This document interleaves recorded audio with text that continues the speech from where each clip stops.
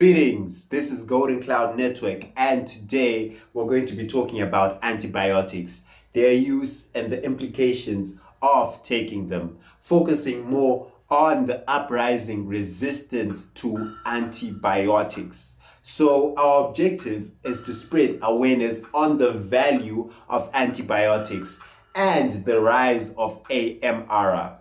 AMR is a trending health issue which is caused by the over or underuse of antibiotics. So, to reach a wider audience, we're going to try and use simple terms that can be grasped and understood by everyone. Firstly, let's understand what antibiotics are in the first place. So, an antibiotic is a substance that basically acts against bacteria. Before we go deep into antibiotics, let's understand a little more about bacteria. So, bacteria are microorganisms that have the potential to infect the body and cause diseases. Bacteria are basically enemies of the body that are found in our surroundings, waiting for the opportunity to invade our body and cause us a lot of problems. So, an antibiotic, on the other hand, are the weapons that we use to fight against our bacterial enemies. So look at it this way. Each pill we take is like a bullet that we shoot towards or down our throats, targeting colonies of bacterial troops that are waging war against our body. So there's a war going on between bacteria and our body.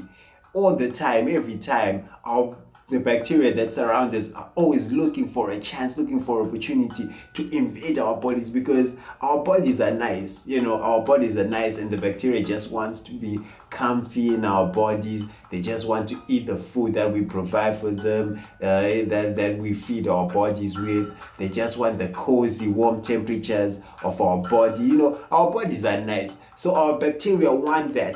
But to get that, they have to fight us, they have to defeat us, they have to compete with us. So that's how it works. That's how bacterial invasion works. And antibiotics are the weapons that we manufacture in pharmacies to try and fight against the bacteria, right? So that's just a breakdown of a basic understanding of what bacteria are and what antibiotics are. So examples of common diseases that are caused by bacteria include the following. Sepsis. Sepsis is caused when bacteria enters our bloodstream, causing shock that can lead to organ failure and death. Number 2, pneumonia. Pneumonia is caused when bacteria infects our lungs, causing difficulty breathing, fever, and more. Number 3, UTIs or urinary tract infections. These are caused when bacteria enter our urinary system, for example, our bladder and our urethra, causing pain during urination, smelly urine, and more. Number 4, meningitis. Meningitis is when bacteria enters our brain or our spinal cord, causing fever, stiff neck, and more. Number 5, diarrhea. Diarrhea occurs when bacteria enters our stomach or our intestines, causing us to poop uncontrollably. So these are 5 common examples of diseases that are caused by bacterial infections. What does this mean? This means that these diseases can be treated by antibiotics. So we're going somewhere, so stay with me. And just for interest's sakes, other examples of bacterial diseases are TB and wound infections. Okay, so the common pattern that we can establish from all the diseases that we mentioned is that all these diseases occur when bacteria invade a space or a place in the body where it's supposed to be. So bacteria specific. There's bacteria that's specific for the lungs, for example, TB and pneumonia. And there's bacteria that's specific for the stomach, for example, the bacteria that causes diarrhea, for example, E. coli. And for pneumonia, just to be specific, there's a bacteria called Streptococcus pneumoniae. So we don't want to get deep into that, because we usually get lost in these terms, even the professionals, to be honest. So let's keep it simple, let's keep it light. Okay, so it's all about invasion of spaces and places in our bodies, as we explained. And bacteria are notorious. And us as Golden Clouds, we like to call them the notorious BAC. You know, there's this famous American singer who was called the notorious BIG. But no, us as Golden Cloud, you know, we know the notorious BAC. So yeah, there are different types of bacteria that target different parts of our bodies, as we said. So for now, let us talk about antibiotics and their potential to be resisted by our body.